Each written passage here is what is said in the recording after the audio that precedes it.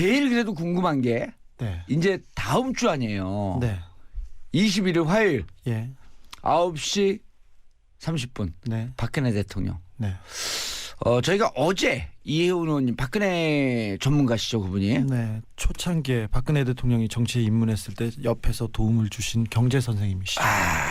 그런데 그분은 나갈 것 같다. 버티다가 끌려가는 모습을 연출할 수도 있겠지만 어느 쪽으로 갈 거냐 찍으라고 하면 나갈 것 같다. 네. 지금 가능성은 나가지 않을 가능성이 큽니다. 그래요? 네. 박근혜 대통령은 그 나가지 않을 가능성이 큽니다. 왜 그러냐면 그 검찰의 여러 예. 질문에 대해서 제대로 답할 수 있는 그런 준비나 그런 준비가 되지 않았어요. 사실은 예. 그런 문답 능력이 질문하고 문답 능력이 그리고 대화하는 능력이 예. 다른 사람에 비해서 굉장히 좀 오. 떨어진다고 저는 지금 취재해온 바로는 확신하고 있습니다. 네, 뭐 바로 빙글빙글 돌려 떨어진다 이렇게 아니요, 얘기하는데. 제가 박근영 씨와 박지만 씨를 제가 오랫동안 취재했는데 16년, 18년 이런 식으로 그 사회와 단절 그리고 친구와 단절, 주변과 단절된 생활을 계속 해왔기 때문에 박근혜 대통령은 자기가 대답하고 싶은 얘기만 하고 자기가 하고 싶은 말만 하는 성향이 있는데 그것은 그분의 성격과 특징이기도 합니다. 그래서 검찰 조사, 특검 조사를 계속 그 외면하고 그다음에 법원에 나가지 않았던 헌재에 나가지 않았던 가장 큰 이유도 주변에서 판단했을 때 박근혜 대통령이 얘기를 하면 도움이 될 게 하나도 없다는 그런 판단 때문이었습니다. 그래서 이번에도 가지 않을 가능성은 커요. 하지만 간다면 굉장히 큰 승부수죠. 간다면 네. 간다면 자, 그 이런 거 아니에요. 박근혜 대통령하고 검찰이 하는 대화 수준이 네. 저하고 주진우 기자하고 대화하는 수준하고 좀 비슷하잖아요. 일상사에서 서로 각자 자기 얘기만 하잖아요. 아니 의원님은 그렇게 얘기하시지만 네. 저는 뭐 잘하죠. A에 대해서 질문을 던졌을 때 네. B에 대한 얘기를 계속 하실 거예요. 그리고 박근혜 대통령은 계속해서 자기 얘기를 할 거예요. 예. 감히 너희들이 나에게 이런 생각을 계속 하고 있었어요. 2002년도에 예. 정몽준 그 국민통합 21 후보와 그때는 바깥에 창당을 하고 밖에 나와 있었습니다. 그래서 통합을 얘기할 때도 예. 정몽준 후보가 얘기를 던졌을 때 박근혜 의원은 계속해서 자기 얘기만 합니다. 어떻게 우리 아버지를 이렇게 비난하던 사람과 같이 하는데 이게 말이 되나요? 그래서 다른 얘기를 정몽준 후보가 던지면 그것도 어떻게 우리 아버지를 비난하는 사람과 같은 자리를 하느냐 계속 그 얘기만 다 되풀이하는 거예요. 그래서 네. 질의응답이 굉장히 좀 엉뚱해질 가능성이 있습니다. 박근혜 대통령인 시절 몇 년 동안 많이 봐왔기 때문에 네. 사실 알고는 있지만 그 검찰 조사를 받을 때 변호인이 함께 하지는 않는 거예요. 같이 합니다. 하는데 대답은 대통령이 해야 돼요. 대답은 피의자가 직접 해야 되고. 보통 사람들은 이제 변호인 옆에 앉으면 상의하면서 잘 모르면 이렇게 물어보고 그러는데 그렇게 못하나 보죠. 근데 모든 걸 물어보고 대답할 수는 없어서 그리고 Q&A를 준비를 할 거예요. 예. 검찰에서 질문하는 내용을. 그런데 그거 말고 다른 쪽에서 좀 사적인 거나 다른 쪽에서 던져서 무너뜨리면 심리적인 부분이 무너지면 네. 이분은 말을 마구 할 가능성이 있습니다. 근데 마구? 그게 그 박근혜 자백이 될 수가 피의자를 있다. 발목을 잡아서 그래서 그게 굉장히 위험성이 큽니다. 그래서 이런 거는 대답을 제대로 하지 않을까요? 11시 59분 한 30초쯤 됐을 때 네. 점심은 뭘 드시겠습니까? 아니 그것도 제대로 안 할 가능성이 있습니다. 어떻게 대답해요? 그거? 박근혜 대통령은 그 위장에 큰 그 장애를 가지고 있어요. 그래요? 밥을 보통 사람이 먹는 거에 3분의 1 정도를 아주 천천히. 오랫동안 먹습니다. 1시간에 걸쳐서 먹는데 네. 그분이 혼자서 이렇게 텔레비전 보면서 TV를 보고 혼자서 먹는 것이 버릇인데 그래서 혼밥을 계속 하셨네. 그래갖고. 저랑 같으시네요. 그리고 뭐 당신이 대통령이에요? 저도 혼밥을 좋아하는데. 그리고 어떤 사람이 주는 반찬 그리고 어떤 음식만 계속 먹기 때문에 검찰청 음식 그 밥은 그 거부할 가능성이 커요. 노태우 전 대통령도 95년도에 소환됐을 때 네. 도시락을 싸왔다 그래요. 네. 아마 비서들이 그 준비를 할 겁니다. 준비를 해서 밥을 이렇게 갖다 주는데 뭐 그날 아시다시피 제가 검찰청을 많이 가봤기 때문에 그런데 예. 가보면 밥 먹기 싫어요. 기분 나쁘고. 그래요? 네. 난 조사받으면서 왜? 밥두 그릇씩 달라 그러고 먹고 또 먹고 그러니까 거기 있는 사람들이 저런 사람이 10명에 한 2명 정도 있거든요. 근데 그래요? 약간 좀 이상한 사람들이에요. 아. 아니 저는 12시쯤 밥 먹고 네. 한 3시 반쯤 짜장면 또 하나 시켜 먹으면 안 될까 이렇게 시켜주는데 표정들이 이상해지는 거야.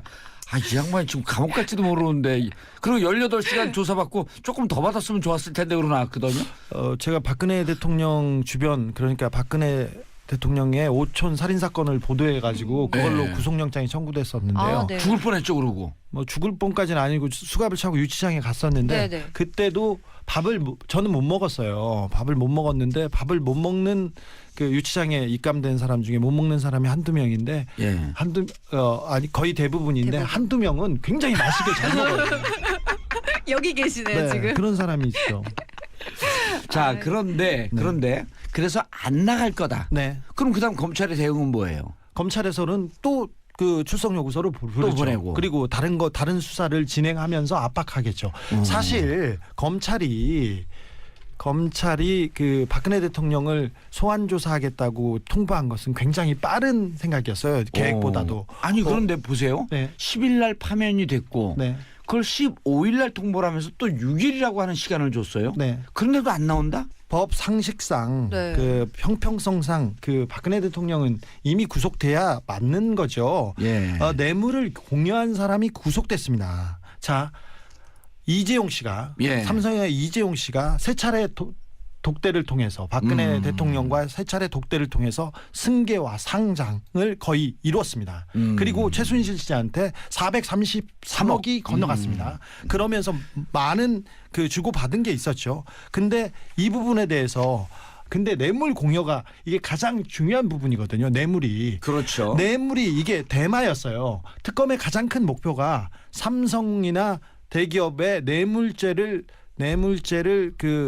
적용한다. 적용을 해서 뇌물죄를 완벽하게 입증을 해서 누구를 구속시켜서 이걸로 박근혜 대통령한테까지 가겠다는 게 1차 목표였는데 1차 예. 목표를 이뤘습니다. 네. 근데 공여자가 구속됐으니까 수수자는 그냥 당연히 구속입니다. 수수자는 죄질이 한 3배 정도 높을 가능성이 그렇죠. 커서요. 공여자는 실질적으로 뇌물 공여는 그 세진 않아요. 물론 사업가들이나 그 돈을 벌고자 하는 사람은 힘이 있는 사람한테 권력이 있는 사람한테 돈을 주고 자기가 이권을 따는 거는 뭐 그럴 수 있는 일이에요. 그런데 공직자에 있는 사람들은 그 뇌물을 받으면 안 되죠. 그래서 그렇죠. 뇌물 수수는 박근혜 대통령은 그냥 지금 재판에 붙이면 검찰이 구형이 15년이 넘어갑니다. 15년. 네. 그래서 뇌물 수수니까. 네, 뇌물 수뢰. 이거는 뇌물 공여자가 구속됐기 때문에 뇌물 수수자를 수사를 하지 않고서라도 예. 구속하는 게 사전 구속영장을 발부해서 구속되는 게 이게 명확하게 그냥 심플한 법 상식입니다. 그런데 지금 미루고 뭐 대통령이었기 때문에 그런 권한이 있었기 때문에 여기까지 왔는데 마지막 변수가 하나 있는데 예. 뭐 그렇게 될지는 아니라고 생각하는데 아마 박근혜 대통령이 이 생각을 하고 있는 것 같아요. 검찰을 믿을 만하다. 예. 검찰에 아시다시피 그 지금 칼자루를 쥐고 있는 이 사람이 우병우라입니다. 직계입니다. 지금껏 그래서 대통령에 대한 수사도 안 하고 뇌물 수사도 적용을 안 하겠다고 하던 분들이에요. 그러면 그리고 이번에 이영렬 지검장이 그냥 그 바로 수사를 맡고 나서 청와대 압수수색 안 하겠다. 다른 압수수색도 필요 없다. 이런 얘기했죠. 이미 증거가 충분히 있으니까 압수수색할 필요가 뭐가 있냐 이렇게 얘기했죠. 네, 이렇게 얘기를 했는데 그 부분은 뭐 수사의 정점에 와 있다. 예. 이런 뭐 각종 수사를 통해서 얘기를 했는데 네. 일단 기본적으로 자기가 믿을 만한 검찰이 있고 검찰에서 구속영장을 청구하되 박근혜 대통령을 세게 이렇게 밀어붙이면서 피해자로 만들어 놓고 구속영장을 청구하되 네. 그물코를 크게 엮는 거예요. 그래서 만약에 재판에서 무죄로 빠져나갈 수 있게. 영장이 한 번만 기각된다면 예. 네. 다시 치기가 힘들다. 구속영장이 한 번 기각된다면 특검의 정치성 그리고 나는 정치적 희생양이라는 말을 하면서 이번 장미 대선을 치를 수 있다는 여기까지 판단이 선 것 같아요. 그래서 아니 근데 그 구속을 피하기 위해서 박 전 대통령이 어떻게 보면은 21일에 이제 검찰에 출석을 할 것이다라는 그런 예상도 그렇죠. 많더라고요. 지금 반반 아니에요 네. 그렇게 되는 게. 그러니까 자기가 출석을 해서 네. 출석을 하면 일단 그리고 피의자인데 사람들은 피해자라고 생각하는 그렇게 동정 여론이 조금 일 수도 있어요. 그렇죠. 그런 그 정치적 쇼는 최근에는 좀 잘 못했지만 박근혜 대통령이나 그 집권 여당이 굉장히 잘하던 부분이어서 예. 가서 피해자로 코스프레를 하고 네. 구속영장도 청구하고 끌려갑니다. 예. 그런데 판사가 만약에 기각을 하면 그때부터는 완전 반대 여론을 만들 수 있다는 검찰 생각을 수사가 꼬여버리죠. 네. 그 생각을 박근혜 측근들은 하고 있습니다. 예. 아시다시피 판사에 지금 뭐 삼성 판사가 이영훈 부장판사였는데 그런데 어제 재판부가 이용훈 부장판사에서 김진동 판사로 긴급하게 바뀌었죠. 최순실과 하고 아주 밀접한 관계를 맺은 사람의 사위라는 거는 드러났지 않습니까? 네네네. 안민석 의원이 얘기했죠, 그거를. 네네 네. 맞아요. 네. 이 임정평 교수라는 사람이 41년생인데 65년부터 독일에서 유학했어요. 그러니까 독일 유학 초창기입니다. 독일파구나. 네. 예. 그런데 이분이 하이델베르크에서 공부하고 마인츠에서 공부하면서 프랑크푸르트에 있었는데 예. 이분이 그러면서 사단법인 제독 한인 총연합회를 꾸리고 이렇게 움직입니다. 그래서 예. 독일에 있는 파독된 사람들이 만나놨지 않습니까? 그 사람 중에 대부인데 이분이 73년, 74년에 그 한인 회장도 합니다. 제독 한인 총연합회. 그런데 최태민, 임선희 이분한테 최순실을 맡겨서 최순실이 독일에 첫 발을 내딛게 됩니다. 이제까지 나왔던 가장 거물이라고 했던 분이 양혜경 씨 아니에요. 양혜경 씨는 최근에 삼성의 본부장이었고 최근에 그러니까 그 최근에 연결이 된 인물이고. 정유라의 승마 그리고 최근에 그 근거지를 독일로 가면서 그걸 뒤를 봐주던 사람이 양혜경 사장이었고 네. 원 뿌리는 임정평 씨네. 이분을 통해서 최순실이 독일에 첫 발을 내딛게 됩니다. 그래서 그때 지금 그 파독 광부의 대부이고 그 제독 한인회장을 지낸 윤남수 씨한테 예. 첫 소개를 하는데 쓰리스타에 딸을 보낼 테니 이 사람이 그 독일에서 공부하고 뿌리를 내리도록 도와줘라 이렇게 얘기한 사람이 임정평 씨입니다. 그 윤남수 씨, 유준호 씨, 그 다음에 여러분들을 붙여주는데 그 사람이 최순실 인맥의 초창기 member들입니다. 그래서 윤남수 유준호는 이제 유배를 같이 설립한 했죠. 사람이죠. 최순실 정윤회하고 같이 우리 했죠. 이 청취자분들이 우리가 좀 너무 디테일하게 깊게 들어와서 잘 이해를 못할 수 있어요. 간단하게 설명하자면 유준호 씨는 네. 정윤회 최순실이 92년도에 최초로 독일에서 회사를 세울 때 3인 공동명의로 세우는데 정윤회, 최순실, 유준호라고 하는 분이 같이 있었던 분이죠. 네, 같이 사업을 했고요. 같이 예. 오사카라는 식당을 했습니다. 그리고 유준호 이분과 윤남수 씨 관계, 윤남수는 또 누구냐 하는 걸 또 설명을 해줘야지. 윤남수 씨는 네. 예. 윤남수 씨는 그 아까 파독 강부의 대부라고 했지 않습니까? 예. 근데 그분의 아들 데이비드 윤이 지금 데이비드 윤 많이 들어보셨죠? 네. 이번에 그 정유라를 도와주고 있는 네네. 도움을 주고 있는 사람이라고 하면서 언론에 소개업자. 소개된 네. 분이 데이비드 윤인데 그분이 윤남수 씨의 아버지입니다. 아들입니다. 임정평 씨가 41년생이고 네. 독일에 유학을 왔습니다. 유학을 온 원조 독일 유학파예요. 네네. 정평이 나신 분이었죠 네. 거기서. 그리고 그분보다 나이가 좀 아래인 윤남수. 네. 파독 광부였고. 파독 광부였었죠. 네. 그다음에 유준호. 네. 유준호도 파독 광부였었죠. 유준호 네, 아닌가요? 맞습니다. 파독 광부였었던데 윤남수, 유준호 이런 분들을 초창기에 유학 갔던 임정평 씨가 걷어준 거예요. 걷어서 저 최순실 씨를 소개시켜 준 거죠. 최순실 씨하고 연결을 시켜준 거죠. 네. 그리고 그래서 유준호 씨는 92년도에 최순실 씨와 같이 사업을 하니 네. 윤남수, 유준호 이런 분들이 행동대원으로 최순실을 도와주는 이런 관계였었다. 그렇습니다. 그리고 윤남수의 아들 네. 데이빗 윤은 지금 이제 아직도 30대 후반 40대죠. 40대. 40대. 40대인데 아직도 정유라의 조력자입니다. 몸종 비슷하게 도와주고 있는 그런 관계다. 그렇습니다. 정리가 돼요? 네네. 좋은 날의 씨가 정리가 되면 다 정리가 네 돼. 확실하게 정리됐어요. 좋은 날의 씨가 방송계 중위예요. 그래요? 시사계. 방송계가 아니 이게 시사계. 중위의 시선은 중요합니다. 그럼요. 네. 그런데 박근혜 대통령이 독일에서 드레스덴에서 연설하죠. 연설하시고 2013년 그다음에 대통령 출마 선언을 독일에서 했지 않습니까? 다 저 인맥들이 관여했고 기획한 겁니다. 윤남수 씨는 최순실 씨가 올 때마다 조언을 구하는 오빠였고요. 오빠 불렀습니다. 그리고 네. 박근혜 대통령이 윤남수 씨를 삼촌이라고 불렀습니다. 아.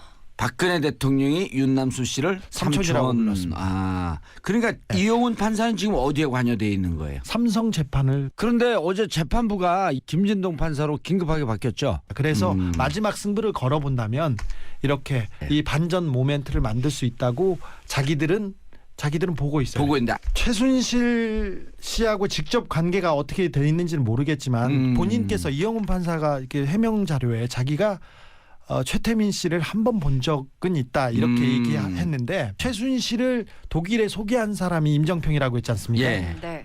그 80년대에도 최순실 씨와 최순실 집안을 계속 돕고 있었어요. 임정평 씨하고 이용훈 판사가 무슨 관계가 있어요? 그건 아니잖아요. 이영훈 판사의 장인어른이십니다. 아, 장인 어른이다. 네. 아, 그 얘기를 해야지. 몰랐어요? 아, 그래서 그 이용훈 부장판사가 부담된다고 교체해달라 그래서 교체가 된 거네요. 알았어요, 좋은 나르 씨. 몰랐어요. 그러니까 죄송합니다. 이게 저 중위라니까요, 중위. 아, 시사계의 중위. 제가 죄송합니다. 중위법을 쓰면 안 돼요. 자, 헐. 임정평 씨는 박정희 대통령의 자문위원이었고요. 정수장학회 이사를 역임했어요. 박정희 대통령을 도와주는 브레인 중에 하나였고 예. 최순실, 최태민을 도와주는 브레인 중에 한 명이었습니다. 네, 네. 그 이분을 독일로 옮기고 최순실을 독일로 옮겨주고 소개해주고 거기에 뿌리를 내리게 할 정도의 영향력 있는 사람이 임정평 씨였고 네. 자, 임정평 정리 씨는- 들어갑니다. 네. 최순실 씨가 독일 프랑크푸르트에 도대체 왜 갔을까?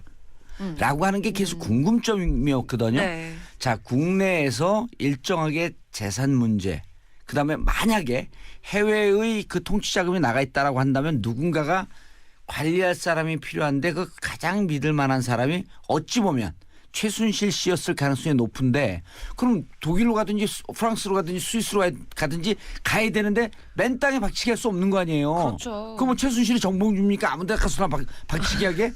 그러니 이분을 독일에서 뿌리를 내리고 안착할 수 있게끔 누군가가 도와줬으면 좋겠는데 네네. 도와줄 사람을 찾다 보니 박정희 대통령과 오랜 관계가 있고 그리고 정수장학회 이 등등 전임 정권 아버지 정권 때 관계가 있었던 임정평 씨에게 보내면 되겠구나 해서 최순실 씨를 연결해줘서 그 연으로 최순실은 독일이라고 하는 나라에 발을 딛게 되었다. 그렇죠.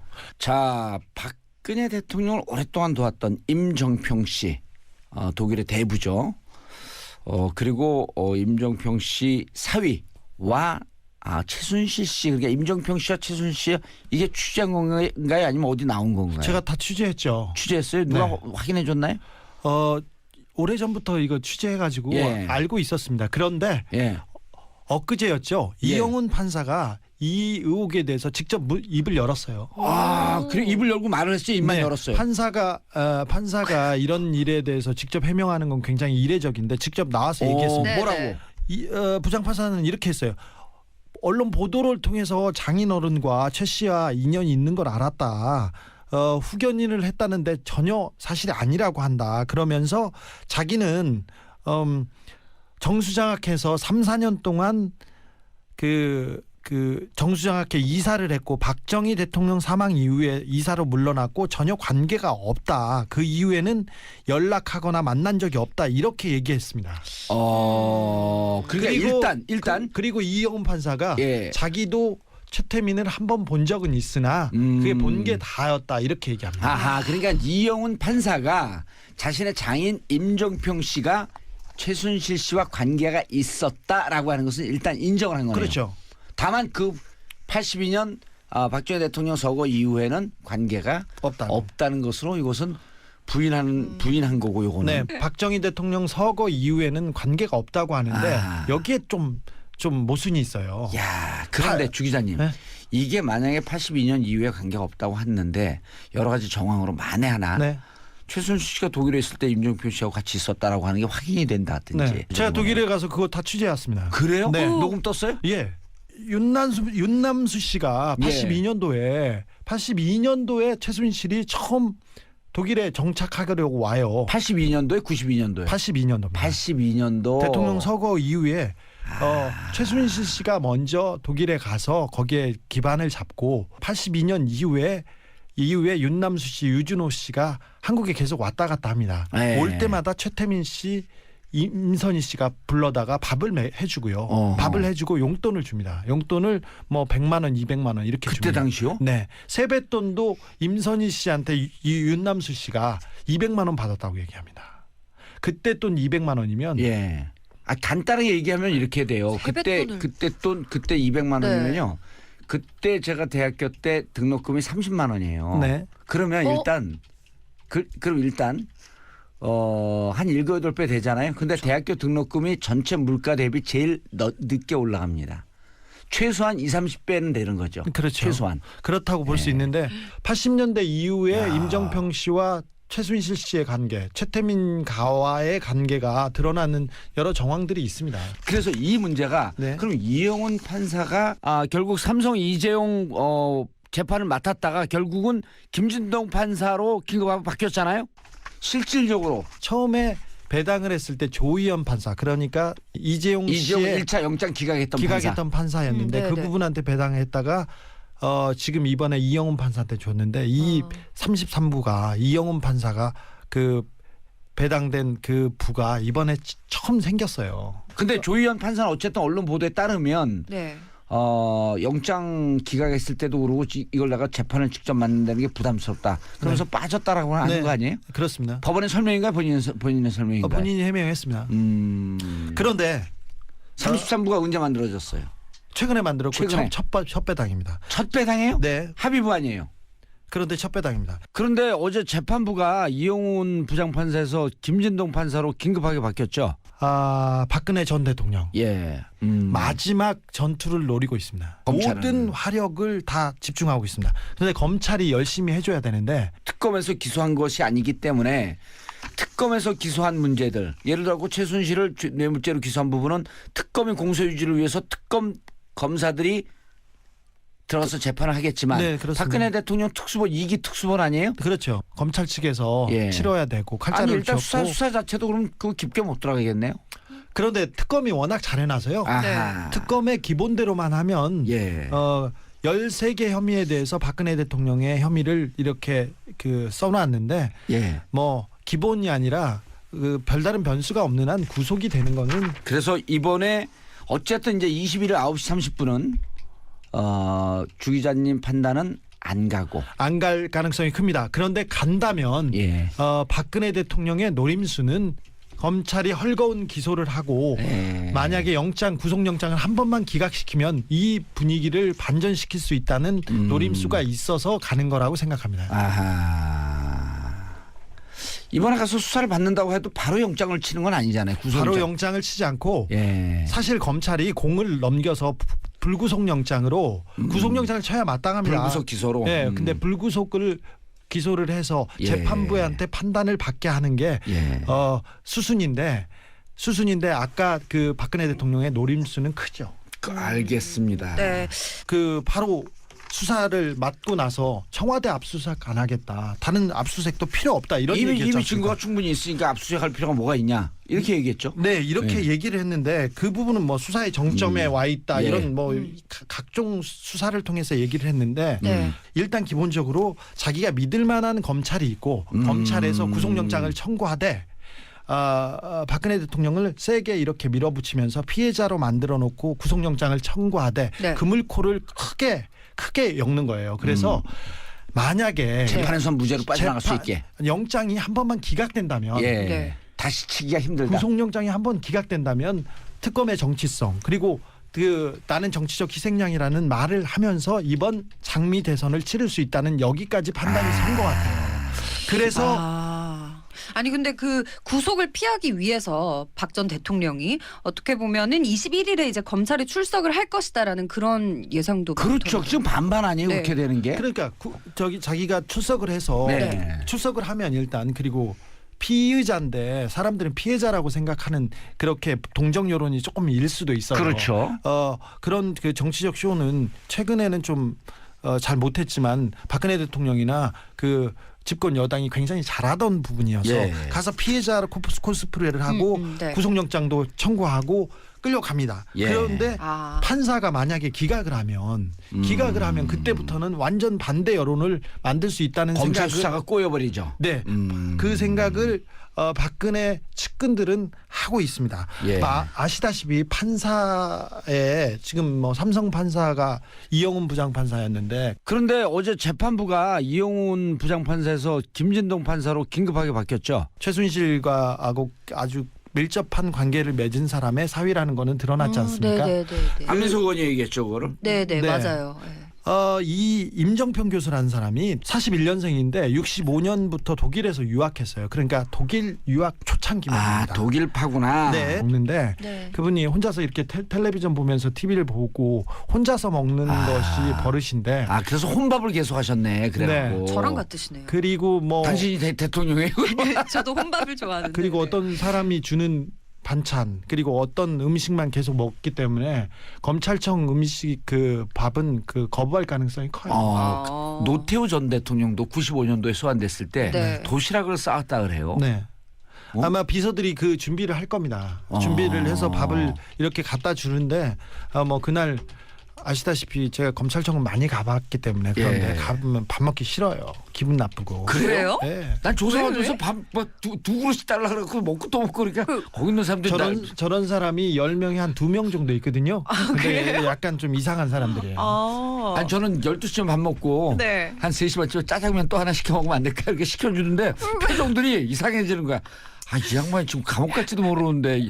그리고 18시간 조사받고 조금 더 받았으면 좋았을 텐데 그러고 나왔거든요.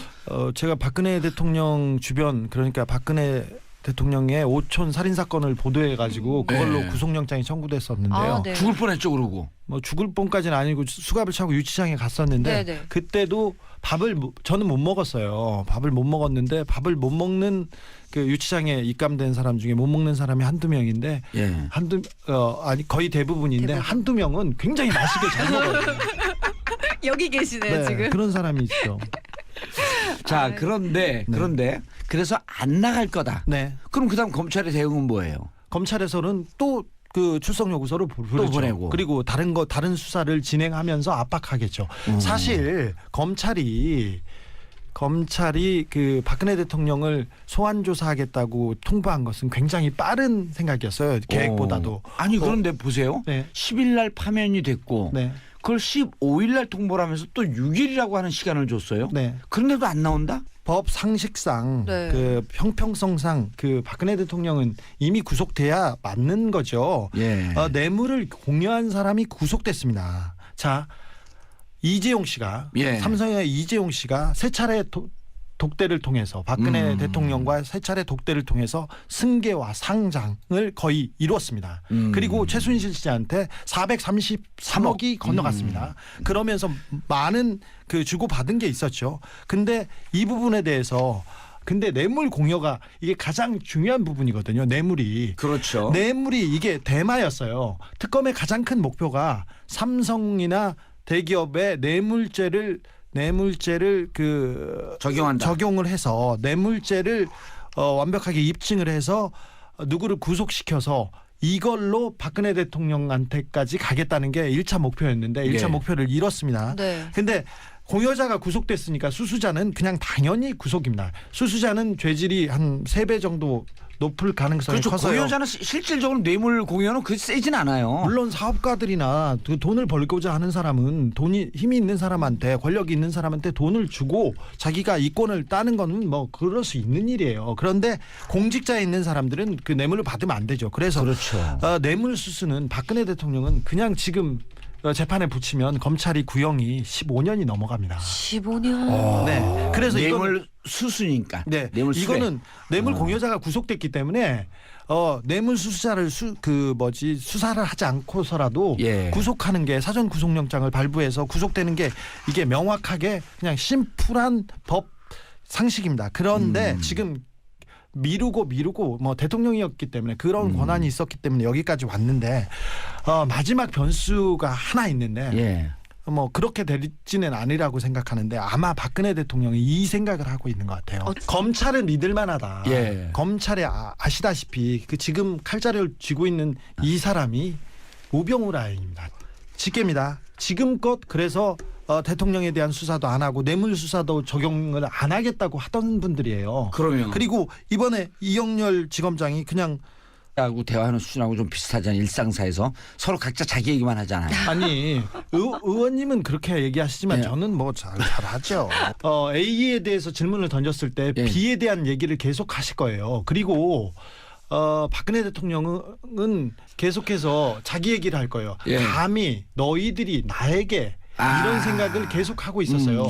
2002년도에 정몽준 그 국민통합 21 후보와 그때는 바깥에 창당을 하고 밖에 나와 있었습니다. 그래서 통합을 얘기할 때도 예. 정몽준 후보가 얘기를 던졌을 때 박근혜 의원은 계속해서 자기 얘기만 합니다. 어떻게 우리 아버지를 이렇게 비난하던 사람과 같이 하는데 이게 말이 되나요? 그래서 다른 얘기를 정몽준 후보가 던지면 그것도 어떻게 우리 아버지를 비난하는 사람과 같은 자리를 하느냐. 계속 그 얘기만 다 되풀이하는 거예요. 그래서 네. 질의응답이 굉장히 좀 엉뚱해질 가능성이 있습니다.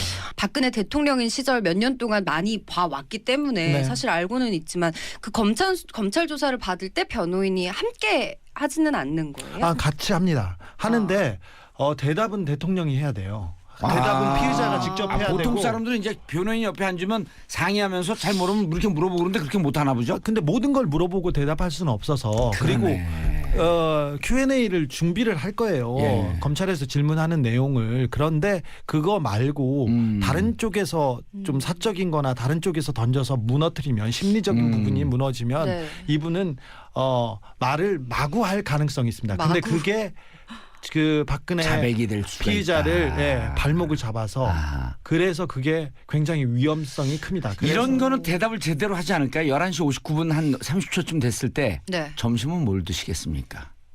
아니 그것도 제대로 안 할 가능성이 있습니다. 어떻게 대답해요?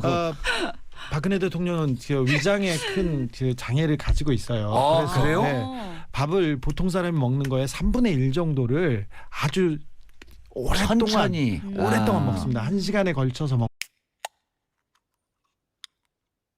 제일 그래도 궁금한 게 네. 이제 다음 주 아니에요. 네. 21일 화요일 예. 9시 30분 네. 박근혜 대통령. 네. 저희가 어제 이혜훈 의원님 박근혜 전문가시죠 그분이. 네. 초창기에 박근혜 대통령이 정치에 입문했을 때 옆에서 도움을 주신 경제 선생님이시죠. 그런데 그분은 나갈 것 같다. 버티다가 끌려가는 모습을 연출할 수도 있겠지만 어느 쪽으로 갈 거냐 찍으라고 하면 나갈 것 같다. 네. 지금 가능성은 나가지 않을 가능성이 큽니다.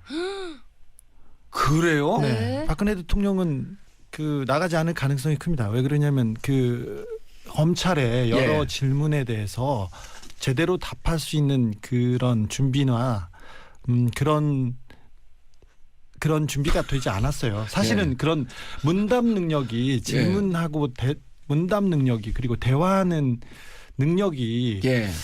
다른 사람에 비해서 굉장히 좀 떨어진다고 저는 지금 취재해온 바로는 확신하고 있습니다. 네, 뭐 바로 빙글빙글 돌려 떨어진다 이렇게 얘기하면 아니요, 제가 박근영 씨와 박지만 씨를 제가 오랫동안 취재했는데 16년, 18년 이런 식으로 그 사회와 단절 그리고 친구와 단절, 주변과 단절된 생활을 계속 해왔기 때문에 박근혜 대통령은 자기가 대답하고 싶은 얘기만 하고 자기가 하고 싶은 말만 하는 성향이 있는데 그것은 그분의 성격과 특징이기도 합니다. 그래서 검찰 조사, 특검 조사를 계속 그 외면하고 그다음에 법원에 나가지 않았던 헌재에 나가지 않았던 가장 큰 이유도 주변에서 판단했을 때 박근혜 대통령이 얘기를 하면 도움이 될 게 하나도 없다는 그런 판단 때문이었습니다. 그래서 이번에도 가지 않을 가능성은 커요. 하지만 간다면 굉장히 큰 승부수죠. 간다면 네. 간다면 자 그래 이런 거 아니에요. 박근혜 대통령하고 검찰이 하는 대화 수준이 네.